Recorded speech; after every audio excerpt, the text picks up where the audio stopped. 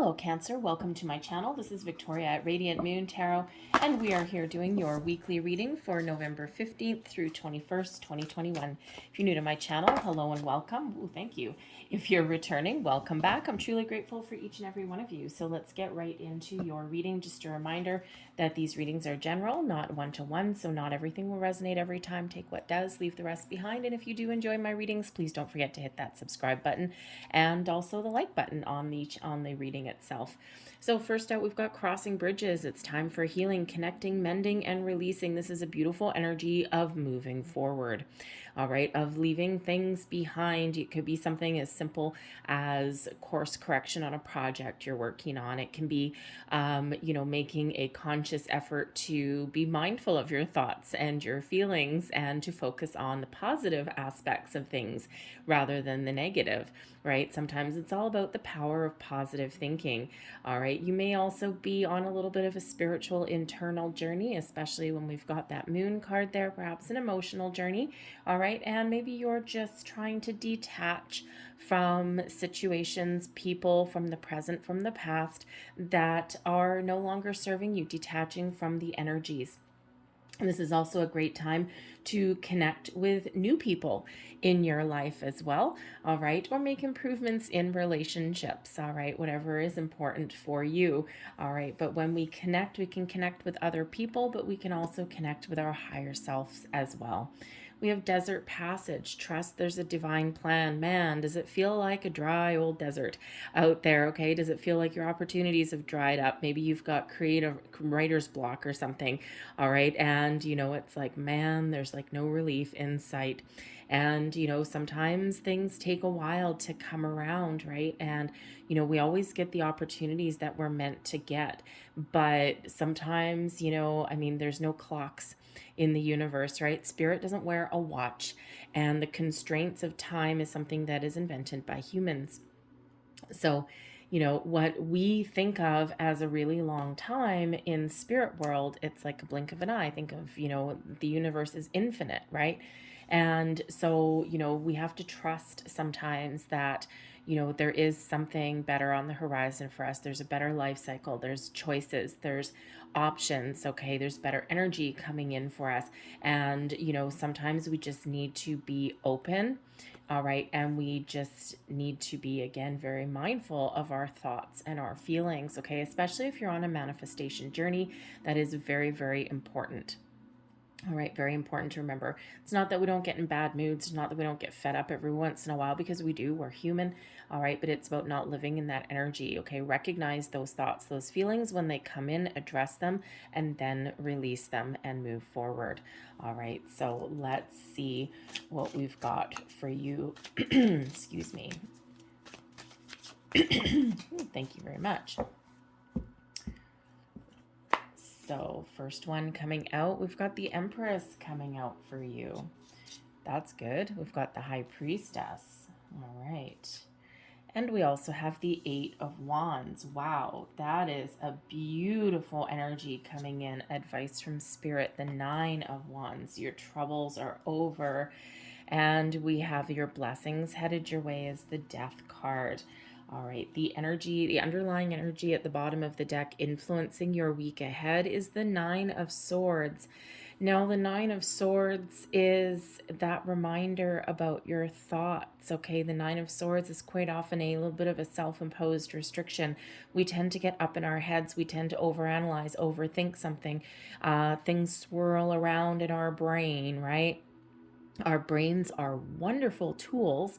Unfortunately, sometimes it's hard to turn them off, and that's what that Nine of Swords represents. So there may be something, some worries, some fears, some doubts that are creeping in. Okay, we already see that. Spirit wants to remind you that everything's going to be okay, that there's things happening for you. All right, sometimes we do need to be a little bit patient, but we do need to be mindful of our thoughts, okay? Especially that Nine of Swords, right? Sometimes they can spiral out of control, all right? But the Nine of Swords is also a nighttime card. And, you know, that can quite often represent us being wakened in the middle of the night, quite often with dreams. We can be tossing and turning.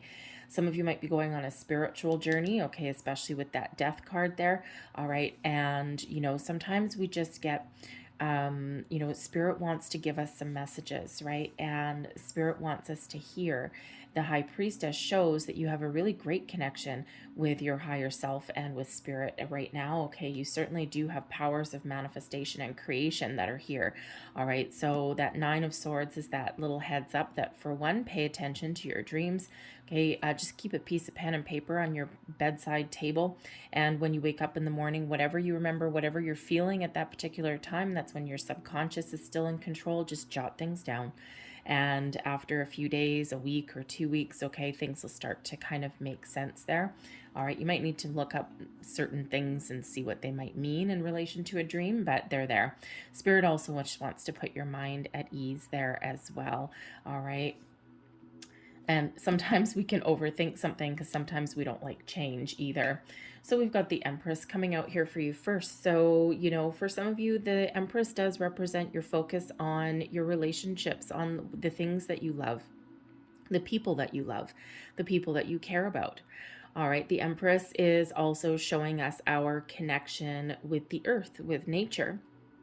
So this may be that time where, in order for you to feel a little bit grounded, get your head, get out of your own head there, you may need to connect with nature. All right. And it can be very comforting, can be very grounding. So you may need to ground your energies. But the Empress attracts abundance. And so Spirit's reminding you that you have the ability to change your situation, to attract abundance into your life. And what does abundance mean to you, right? Abundance means a lot of something. All right. So for some of you, it can mean love. It can mean people. It can mean opportunities, right? Some people, it means money. All right. Something is a wish, a dream, something you've been longing for. Right now is that time where you might have the ability to create it. Or if you're on a manifestation journey, this is perfect energy for you to be in, to set your intentions. But the Empress can represent, you know, represent a creative endeavor, a creative project for you as well. It is about creation, all right? It's about blossoming, growing. So this can also be you going through some personal changes, okay? We do actually have a lunar eclipse, all right? This is the lunar eclipse, the full moon in Taurus. All right, and this really does highlight things in our material world, how we make our money, our material possessions, okay? Changes in regards to how we make our money. With this being the beaver moon, this is a time when people want to squirrel things away to save for the cold, long winter. All right, so, but surprises sometimes come in, especially with a lunar eclipse, right? Things get revealed, okay? But you know, but this is a perfect time to create the life that you want to create. And with the death card here, you have great ability to change your current situation, all right, to make improvements to attract that abundance, right? And, you know, again, the abundance can mean money, it can mean people, opportunities, right? Creative energy, okay, spiritual growth, whatever that means to you. That Empress shows that you have great ability to achieve whatever it is that you want to achieve, create whatever you want to create. The High Priestess comes in here as a connection with your higher self, with your intuition, with spirit. So it really does show your deeper connection to the spiritual realm when we get the High Priestess. All right, pay attention to your intuition. Okay, what does your gut tell you? Okay, where is spirit leading you? Pay really close attention to your dreams as well. Now, the High Priestess also brings in an interesting energy. For one, if you're on a manifestation journey of any kind, whether you're just starting out brand new or whether you've already set your intentions, all right, the High Priestess shows your ability to draw in that wonderful energy. But it also brings in a calming, peaceful energy towards you as well. So, which is really great, especially if you're feeling a little bit scattered. All right, Spirit's bringing in the grounding energy of the Empress, the calming of your mind with the High Priestess, okay? And, you know, so really wonderful, calming, peaceful vibration that's coming in.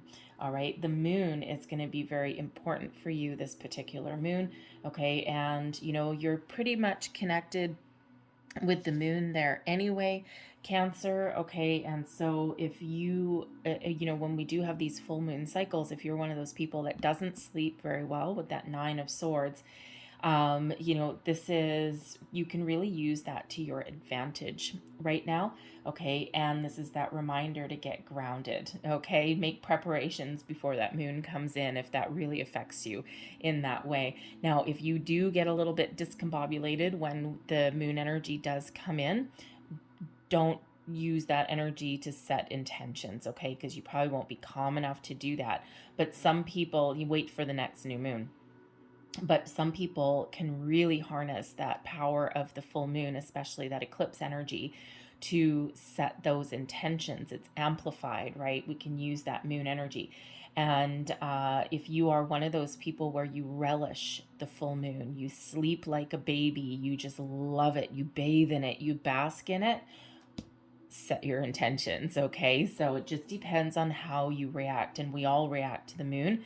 All right, sometimes we want to deny that, or we just don't quite believe it. It is actually scientifically proven, right? The moon, if you've ever been to the beach, all right, when you have a big super moon, okay, or even just the full moon in general, the tides are extreme, right?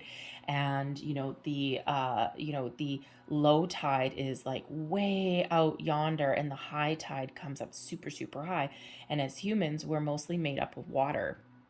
So if the moon has that effect on the ocean, imagine what it does to you. But some people just love it. It's a period of expansion and growth. Other people want to run and hide. Okay, so however you react, you can use that to your advantage, okay, or get yourself grounded and make those preparations. All right, but the High Priestess also is the keeper of secrets and mysteries. So there could be something that you're creating in your life here that you're being a little secretive about, that you're not revealing your plans. All right, and that lunar eclipse can sometimes have those deeper revelations that come in. All right, you may also, the High Priestess can show that there may be someone or some situation that comes to light that was previously not seen to you. Okay, so whatever that means for you, some interesting energy when that High Priestess comes out. All right, but we have the King of Wands as well. I think I might have said earlier the Eight of Wands. Not really sure. Anyways, but it is actually the King of Wands. So this is your ability to be large and in charge, to take control, to follow your passion, your dreams, to get things done, to get things rolling off the ground, whatever this looks like. Complete patterns, complete cycles, okay? Or just be that kind of go-getter kind of person, and, just really have, have that knowing that you can achieve whatever you set out to achieve. Now, the King of Wands, I'm sorry for that grunt in the background. That's my dog. I don't know if you can see her, maybe a little ear on the other side there, just having a little bit of a sigh. Anyways, but the King of Wands can represent a person in your life as well. All right, and maybe this is somebody that you collaborate with, someone you can get on the same page with. Now, it could be a romantic partner, it could be a business associate, a friend even. Okay, it can be someone that you maybe have called in some way. All right, maybe someone that you're reconnecting with as well. But the King of Wands would be that person who is probably pretty irresistible. Okay, they've got this virility about them, male or female, it doesn't really matter. Okay, because we all have masculine and feminine. We do have the very feminine coming in here with the Empress and the High Priestess. And then we've got this masculine energy with the King of Wands. So, you do have a kind of pretty balanced energy coming in, which is good. All right, but the King of Wands can certainly be that person that's in your life that you go out and you have fun with. You have a sense of adventure with. It could be a romantic interest. Okay, it could be that friend. It could even be a colleague. Okay, and it's just someone who is... probably they don't sit still very often. Okay, they're probably pretty active. They've got a great imagination, and they just have this kind of inspirational, influencing kind of quality that is about them. So it could be someone, if you've got some creative idea, all right, the High Priestess may be something you've been keeping to yourself. This King of Wands can either be you taking action to put your idea into motion, or this can be someone that you collaborate with in some way. Okay, you're the beauty and the brains, and they're the muscle. Okay, so it could certainly be that, but it's a wonderful, wonderful take charge, get her done energy. The King of Wands also brings in a sense of adventure. And so, you may actually be you know, because that would lead you in towards the weekend. So maybe you're planning a little secret getaway, maybe a romantic getaway. Okay, maybe it's not even something so secret, but you may be having a little bit of an adventure by the time the weekend comes along. The advice from Spirit is the 9 of Wands. Okay, your journey, your difficulties are over. All right, and just like what we said with the desert passage, Spirit wants you to know that there's great things on the horizon. Give yourself a good old pat on the back for everything that you've accomplished so far. All right, this is also the advice is to put up some healthy boundaries if you need to. Sometimes people take advantage of us. Sometimes people don't, you know, don't like it when we put up boundaries. Okay, you know, but we need to. Boundaries are healthy. All right, and so Spirit wants you to know that as well, right? So, but you are certainly completing a cycle here, and there's wonderful brand new things coming in. All right, and be open and receptive. Sometimes the 9 of Wands can be a little bit closed off. All right, you usually have a dude with 8 wands planted and he's holding one, but he's looking around like all sketchy, you know, wondering when the next shoe is going to drop, because it's a wounded warrior energy, right? Shows you've been through the ringer a little bit. All right, but Spirit wants you to make sure that if you put up boundaries, that they're healthy and it's not a brick wall.